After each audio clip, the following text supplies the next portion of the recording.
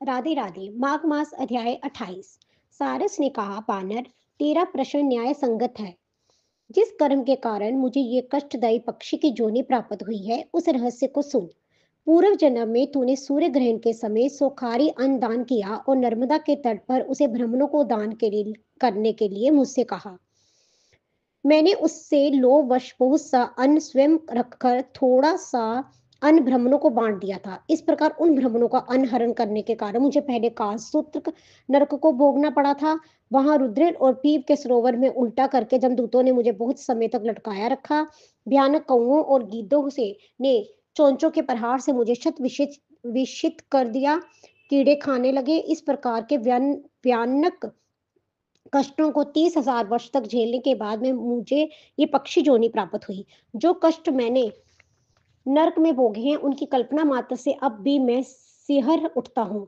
दिव्य कृपा से मुझे नरक से छुटकारा मिला है और मैं सारस बना हूँ।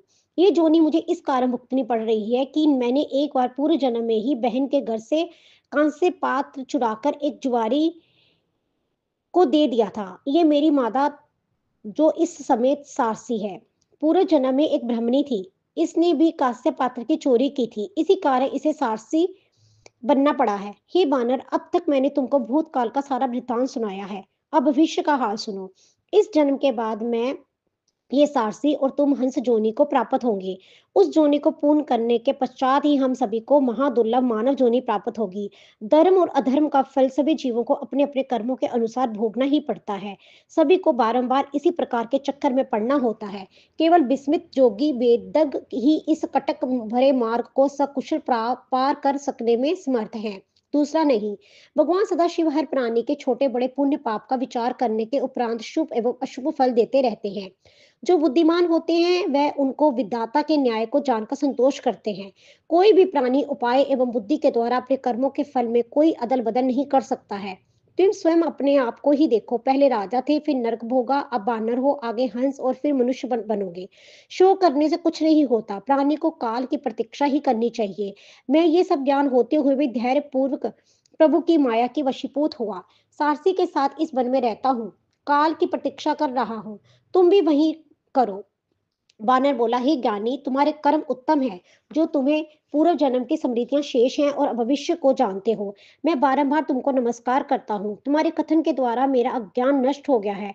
तुम भी कल्याणपुर के इस वन में सारसी के साथ निवास करो। प्रेत ने कहा, हे विप्र, सारस के इन्हीं वचनों को मैंने नदी के तट पर सुना था। उसके वचनों को सुनकर मुझ में ज्ञान उपजा है और मेरे शोक का नाश हुआ है। श्री गंगा जी के पवित्र जल का आश्चर्यजनक महत्व जानकर ही मैं आपसे उनकी जांचना करता हूँ। मैंने इसी पर्वत पर श्री गंगा जी के पवित्र जल का आश्चर्यजनक चमत्कार देखा है। मैं जानता हूँ कि इस पवित्र जल के पीने से अवश्य ही मैं इस प्रेत जोनि से मुक्त हो सकूंगा। ऐसे समय में परियात्र से उत्पन्न हुए किसी जोचक ब्राह्मण ने इसी विद्याचल पर एक अयोग्य पुरुष से यज्ञ कराया था। फलस्वरूप वह ब्राह्मण राक्षस हुआ। हमारे साथ उस ब्राह्मण ने उस राक्षस जोनि में 8 वर्ष व्यतीत किए थे। उस ब्राह्मण के पुत्र ने एक बार अपने पिता की अस्थियां लेकर उन्हें कंखल क्षेत्र जाकर श्री गंगा जी में विसर्जन किया। उसी क्षण उस ब्राह्मण राक्षस की मुक्ति हो गई थी। इस घटना को स्वयं अपनी आंखों से देखकर ही मेरी श्रद्धा गंगा जी पर है। हे विप्र, अब आप दया करके मुझे गंगा जल देने की कृपा करें, जिससे मेरी मुक्ति हो। प्रेत की बातों को सुनकर वह पृथक विचार करने लगा कि संसार में समस्त जीव निसंदेह अपने पाप पुण्य के फलों का उपभोग करते हैं। किसी रूप में सभी जोनियों में रहते हुए जीव को अपने किए का फल अवश्य ही भोगना पड़ता है। वह जीव धन्य है जो इस कर्म में न्यायपूर्वक धन को संचय करके उसे दूसरों को दान करते हैं। दान ही के प्रभाव से प्राणियों को इस संसार में समस्त भोग पदार्थ प्राप्त होते हैं। प्रेत ने कहा, हे विप्र, मैं गंगा जल के लिए विकल हूँ। आप अधिक देर ना करें और शीघ्र ही मुझे गंगा जल का दान दें, ताकि मैं प्रेत जोनि से मुक्त हो सकूं।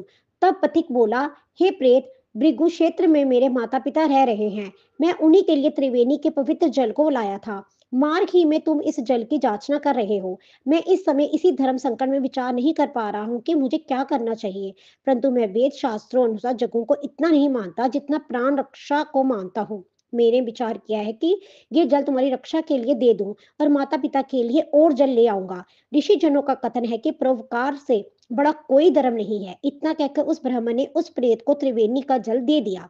प्रेत ने श्रद्धापूर्वक जल का पान किया। उस जल के प्रभाव से तुरंत प्रेत जोनि से मुक्त होकर दिव्य देह को ही प्राप्त हो गया।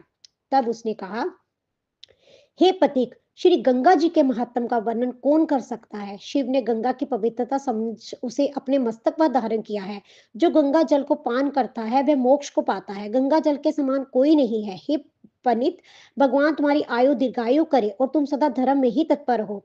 हे साधो, तुमने मुझ पर दया करके गंगा का पवित्र जल दान करके उबार दिया है। भगवान सब प्रकार तुम्हारा मंगल करे। इस प्रकार वचन कहकर वह दिव्य देहधारी केरल का ब्राह्मण प्रेत जोनि से मुक्त होकर स्वर्ग को चला गया। तब पथिक ब्राह्मण पुनः त्रिवेणी से अपने माता पिता के उपभोग हेतु जल लाने के लिए वापस चल पड़ा। देवभूति से प्रयाग इस पुनीत महत्व को सुनकर वह पिशाच माघ स्नान के लिए त्रिवेणी की ओर चला गया। वहां स्नान करके वह द्रविण राजा उस पाप जोनि से मुक्त हुआ और स्वर्ग चला गया। अध्याय 28 संपूर्ण। जय श्री राधे कृष्णा।